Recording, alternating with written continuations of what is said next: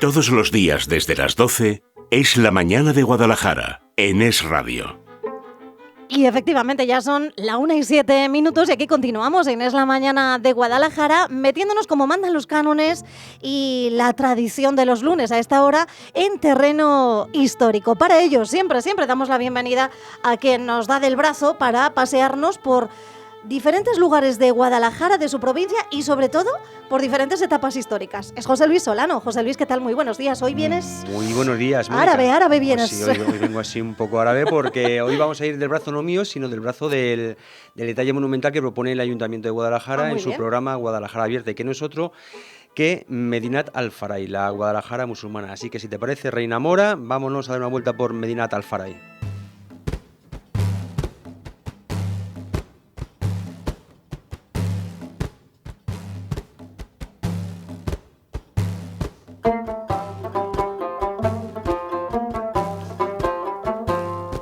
Sí, ya se lo decía yo a nuestros oyentes que hoy venían estos sonidos árabes a imbuirnos en esta sección dedicada a la historia.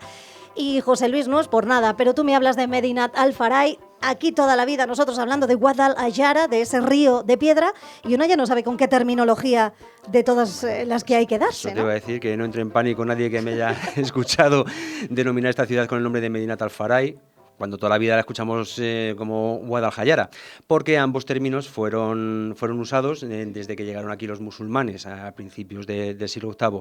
Quizás el de Wad al-Ayara pues, era más pues, un poco en base pues, a la circunstancia geomorfológica que circundaba el lugar y un poco pues, más descriptivo, por así decirlo. Que por qué después o por qué simultáneamente también se le llama Medinat Al-Faray, enseguida lo vamos a ver, pero ambos ya te digo que fueron el nombre que le dieron los musulmanes cuando llegaron y se encontraron pues este precioso entorno en el que nos encontramos. Bueno, algo un poquito más tenemos cambiado. Noticia y que podemos ver como antepasado de la ciudad de Guadalajara, no era ni más ni menos que esta mansio romana, esta posada que estaba, se llamaba Riaca, y estaba pues en esta vía romana que iba desde Emérita Augusta, Mérida, hasta Caesar Augusta, Zaragoza, pasando por supuesto por aquí. Arriaca, esta mansio romana, estaba más o menos entre Fontanar y Marchamalo, y después ya del imperio, pues supongo que fue un poquito creciendo como pequeña aldea, poblada por hispanos-romanos, por visigodos, y claro, hasta que llegaron aquí los musulmanes. Pero claro, no venían a quedarse en la posada, estos venían a quedarse en la zona. Entiendo que esto empieza como un poco lugar de paso y se va convirtiendo poco a poco en lugar de atractivo por otra serie de circunstancias que me imagino que le acompañarían, ¿no?, al devenir de la historia. Como esta conquista que empezó oficialmente en el año 711, cuando Táriq cruzó el estrecho con todos sus guerreros, y a partir de ahí se fue expandiendo por la península ibérica, incluso por Francia, que creo que llegaron hasta Poitiers, me parece, los musulmanes, sí. Bueno, pues el caso es que por allá por donde pasaban, y en ese afán conquistador, tenían la necesidad de fundar establecimientos militares pues para impulsar esa conquista, para afianzarla y para protegerla de los contraataques que había. Y por eso pues decidieron aquí, en este cerro en el que decíamos que es lo que había, un cerro entre el barranco del Alamín y el barranco de San Antonio, que entonces por supuesto no se llamaban así, poner aquí una torre de vigilancia, porque consideraban como bien criterio que estar allí en la campiña de Linares pues era una situación demasiado expuesta. Claro. Y esa fue, digamos, la primera fundación que hubo aquí en esta zona en Guadalajara, una torre que seguramente sus restos se encuentran pues dentro de lo que es el perímetro del Alcázar. ¿Quién se ocupaba de todas estas cosas? Pues seguramente fue un personaje de nombre Al-Faray, precisamente, del cual se dice que era hijo de Salim Al-Faray, fundador de la Medina Celi musulmana. Medina Celi previamente había sido romana con el nombre de Oquilis, y Salim Al-Faray fundó la musulmana. Bueno, pues se dice que su hijo, también de nombre Al-Faray, fue el que empezó a generar todo este tipo de cosas por aquí, por esta torre de vigilancia, que después se fue ampliando, como veremos, y que dio fundación, o sea, que dio lugar a la fundación de la ciudad de Guadalajara, por lo cual se llamó, según autores, Medinat Al-Faray, es decir, la ciudad de Al-Faray. Y digo según autores porque hay otros que dicen que no, que esto de Al-Faray es la raíz de la palabra farallón. Farallón, ya sabes, esta abrupta elevación del terreno que se da en ocasiones, y que justificaría pues un poco la existencia de una ciudad sobre las terreras de Henares. Es que estaba pensando, digo, ¿dónde podemos encontrar esas grandes murallas naturales? Claro, ¿no? normalmente se encuentran pues cerca del mar, etcétera. No, pues aquí tenemos pequeños farallones de arcillosos cerca de Henares, con lo cual... Igual en su momento eran más grandes. Igual, ¿no? lo mismo sí, ¿no? Y Sabemos. a lo mejor por eso incluso se llamó Madinat al-Faray como la ciudad del farallón. Otros autores también dicen que no, que lo de Al-Faray hace referencia a un topónimo que se da mucho por Andalucía, que viene a significar bella vista o mirador, con lo cual Madinat al-Faray sería la ciudad del mirador.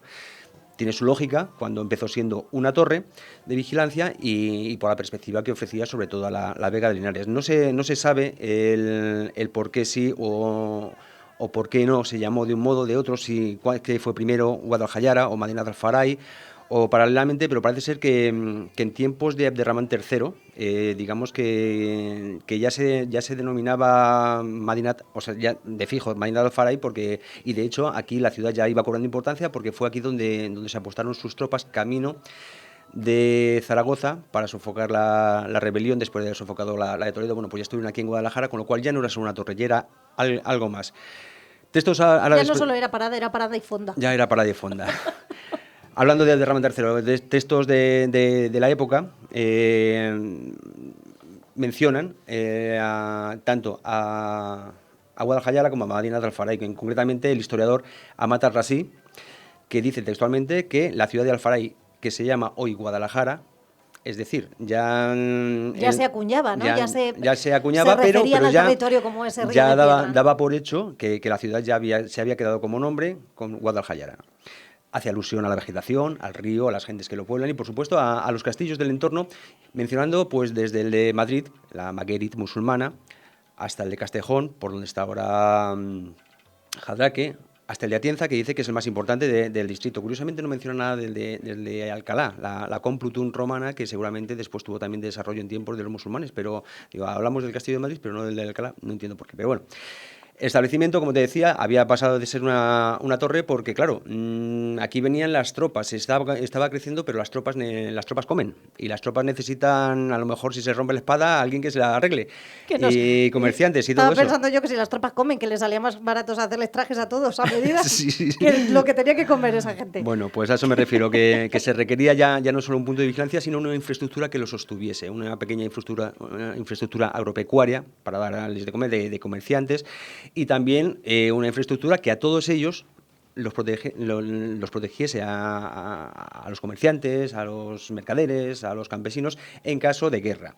Con lo cual, en torno a ese torreón y en torno al seguramente ya alcázar que existiera, se iba construyendo el Albacar, que era un recinto amurallado en el cual ya se iban refugiando las tropas y los pobladores en caso de que hubiera problemas. Este Albacar ya se iba extendiendo hacia el barrio de las Cacharrerías, que es donde está, digamos, del Alcázar hacia abajo, en dirección hacia el río. Todo ese barrio era lo que fue el Albacar. Y ya, digamos que en la zona más aneja al Alcázar, pues ya se iban construyendo otros edificios civiles, administrativos, se construía el puente, que siempre era una protección porque tenía sus puertas, se podía cerrar.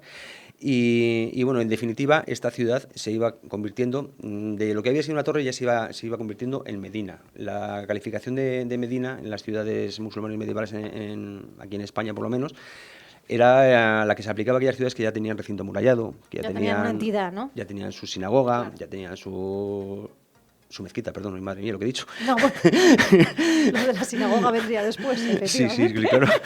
Su mezquita, sus zocos, sus mercados, etcétera.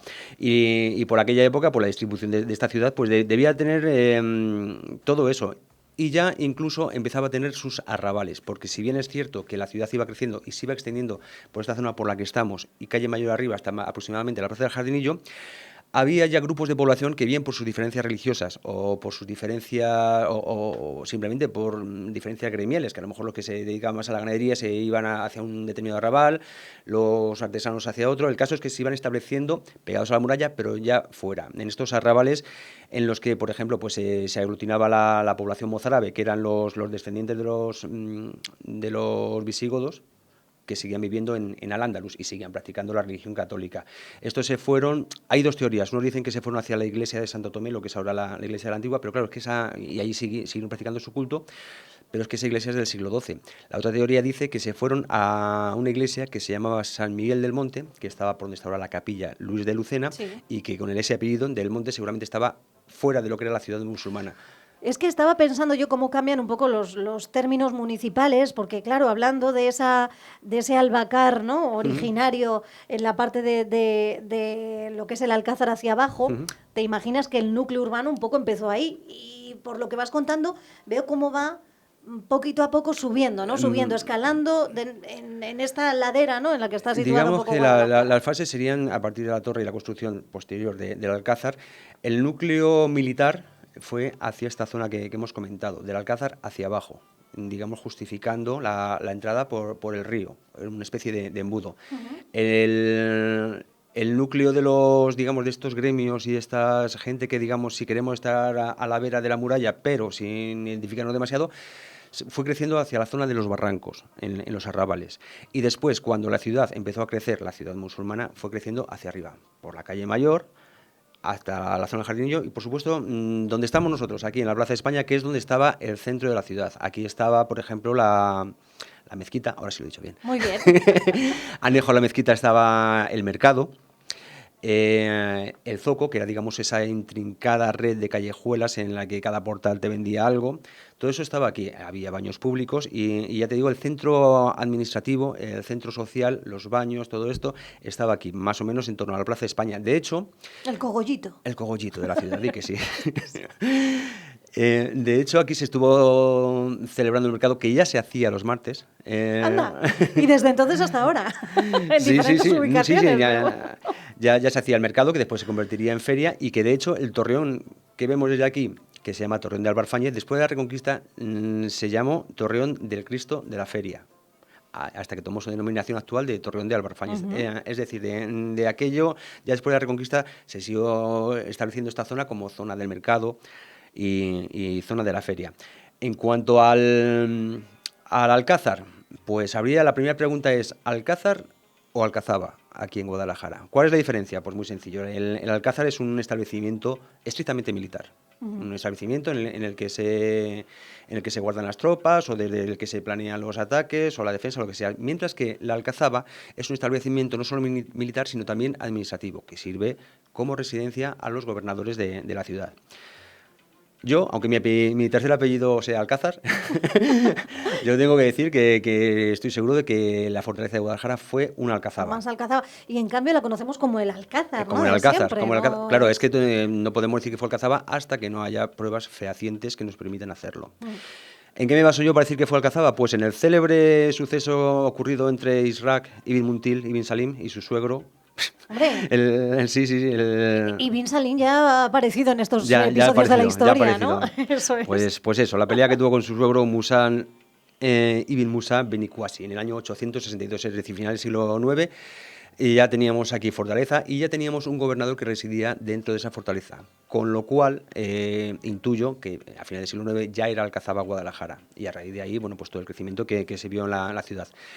¿Quieres que te recuerde un poco, o que les recuerden nuestros oyentes que no conozcan este episodio? Porque por favor, es súper curioso. Que a mí también me hace falta el refrescarlo.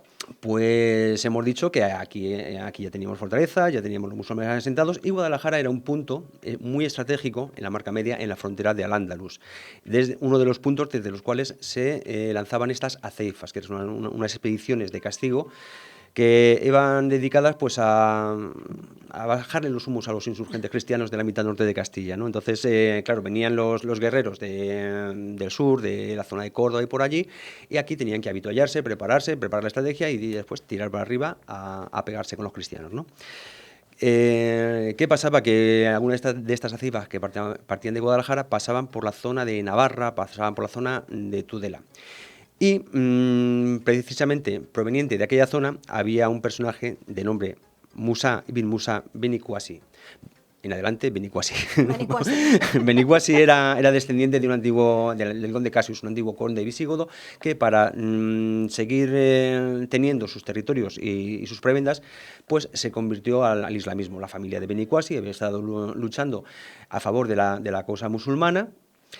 Pero ¿qué pasaba? No me pises los tomates. Que si la causa musulmana lanza las azaifas por encima de las tierras de Benicuasi, pues aquí viene el lío. Con lo cual, claro, el descendiente de este conde Cassius, Musa ibn Musa Benicuasi, ideó un supuestamente astuto plan que consistía en casar a su propia hija con el gobernador de Guadalajara, con Isaac ibn Muntil ibn Salim, para así tratar de influir desde el dormitorio, todo se ha hecho, para que decir, bueno, pues que las azaifas, bueno, ya las mandas para otro lado, no las mandes, claro, no las mandes para Tudela, que... Desde el dormitorio y bajo la promesa de que todo esto será tuyo algún día, no me pisas los tomates. Eso es. Esto que van a ser los tuyos, ¿no? Al eso, fin y al cabo. Los espárragos, lo que se plantan entonces. ¿Qué pasa? Isaac ibn Muntil, el gobernador de Guadalajara, el valí de Guadalajara, que de tonto debía tener poco, aparte de que fue alertado de que a lo mejor su suegro le estaba haciendo la cama, nunca mejor dicho, pues hizo lo que consideró que era más conveniente para la causa que defendía y gobernaba, que era decir, bueno, si tienen que salir azaifas de aquí, pues salen de aquí, si tienen que ir para Navarra, van para Navarra, y si le pisan los tomates a mi suegro, que mi suegro se fastidie. Con lo cual, el suegro, Benicuasi, ya un buen día ha visto que no le salían las cuentas y que le seguían arrasando las tierras, claro, que decidió con sus 75 años ponerse la armadura y venir para acá a ajustar las cuentas al yerno.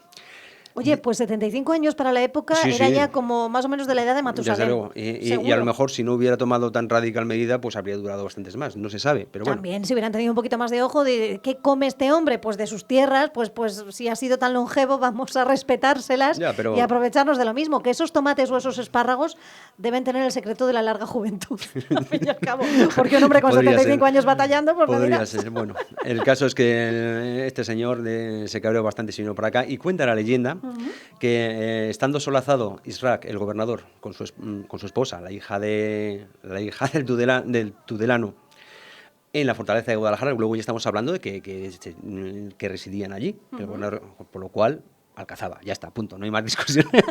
Cada vez te reafirmas más en esto. Sí. Cuenta la leyenda que estando allí solazados, como te digo, pues vio a la niña que se acercaba a su padre, todo valeroso, al frente de sus guerreros. Oh, mira, qué bien, que viene por ahí. Tal. Lo que vio Isaac es que venía el suegro a sangre y fuego, arrasando todas las huertas y a todos los huertanos que se encontraba por delante, con lo cual, ni corto ni perezoso, él también se puso su armadura, llamó a sus guerreros y dicen que en el barranco del Alamín, debajo de los muros de la fortaleza, pues ahí tuvieron la guerra y le pegó una paliza de la cual ya no se recuperó. Él no se recuperó. Se trataron de llevar de nuevo a Tudela y en el camino, pues, Benin Musa pues falleció. Claro, ¿no? Ya le vale de todas maneras al yerno, pegarle semejante paliza. Hombre, yo qué sé, dice, ya es que no lo pilla este señor. No. Pues vamos a ver si así... ¿Y cómo? Pues si se llevaba así con el suegro, ¿cómo no se llevaría con la suegra? Los cronistas de la época no dicen nada al respecto, pero ya sabes lo que dice el refrán, ¿no? En fin, esta es un poquito la historia de esta Guadalajara musulmana que yo creo que tanto durante el tiempo del Emirato como en la época califal, pues recibió estas denominaciones de Wad al-Hajara o Madinat al-Farai en función un poquito de lo que convenía en cada momento. Yo supongo que los primeros musulmanes que llegaron para acá ni siquiera pensaban poner aquí una ciudad, simplemente tenían que decir hasta dónde hemos llegado y dar unos datos descriptivos de la zona. De ahí lo de Wad al-Hajara, que después, como hemos visto, si hubiera otros nombres, bueno, las razones o el por qué no se quedó finalmente con esta ciudad, ¿cómo se llamaría? Por ejemplo, si de Wad al-Hajara hemos pasado a Guadalajara, ¿cómo se llamaría ahora nuestra ciudad si el nombre hubiera sido conservado como Madinat al-Farai? Pues, ¿cómo se llamaría?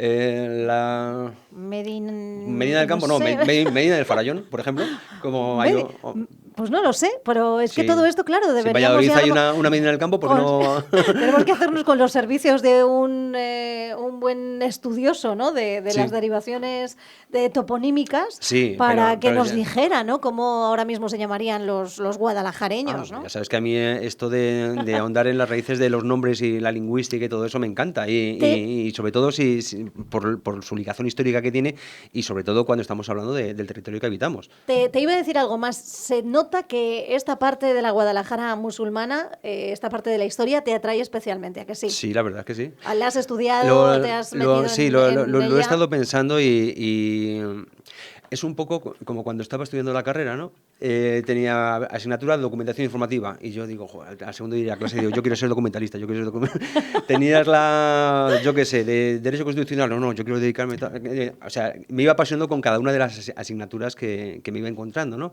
Edición de vídeo, yo quiero ser editor, yo quiero editar vídeo. Pues eso, según me iba encontrando asignaturas... Según ibas descubriendo nuevas cosas, te Pues ibas esto es lo mismo. apasionando por ellas. Cuando tengo que hacer una investigación sobre la Guadalajara romana, digo, bueno, es que está en mi... Bueno, es que Sí. cuando es de la musulmana, cuando es de la renacentista, me voy apasionando cada vez más con cada una de las... Pero esta de la musulmana, te voy a decir una cosa, te tira especialmente, y más viendo un poco cómo dominas la jerga, ¿no? Y esas denominaciones que hunden sus raíces en la época. Yo creo que en una vida pasada formaste parte de ese conflicto, por ejemplo, entre yerno y suegro, por ejemplo, ¿no? Por poner algo. Pero más o menos por ahí. Oye, por cierto, que todo esto comenzábamos diciendo que formaba parte del detalle monumental del mes de octubre del ayuntamiento. Y esto cómo podemos Pues seguir nada, investigando aquellos en ello. que quieran ampliar la información o aquellos que quieran verla pues prácticamente de primera mano, pues que se acerquen al Torreón del Alamín en este programa de Guadalajara Abierta, y donde hay pues cantidad de datos y cantidad de detalles y explicaciones que les van a transportar durante un ratito a la Guadalajara del siglo IX, del siglo X, del siglo XI y bueno, en fin, a la presencia musulmana aquí en Guadalajara, esta ciudad que tuvo tanta importancia estratégica en la época musulmana por ser, como decía, cabeza de marca del Al-Ándalus, de la España musulmana, la frontera norte. Y fluctuante, por supuesto, Claro. que subía, bajaba, subía, bajaba. No será la última vez que hagamos incursiones en esta época, Seguramente. que todavía tiene tantísimas curiosidades por descubrirnos. Una de ellas, eso, recogida a través de la historia en nuestra ciudad, limitándonos a lo que es Guadalajara capital, a través de ese torreón que tenemos aquí como vecino, el torreón de Álvar Fáñez, que bien merece una visita. No dejen de acercarse por allí si es que no lo han hecho todavía. En el del Alamín. Ah, en el del Alamín. Eso. Y en el de Álvar Fáñez, ¿no? También tenemos el Caballero de las Estrellas. Eso es. Bueno, pues es que tenemos mucho patrimonio y no debemos Sí, por de dejar de visitarlo. Y no debemos dejar de darle cabida a estos espacios de la historia aquí. Gracias, José Luis. Gracias, Mónica. Hasta el próximo Chao. lunes.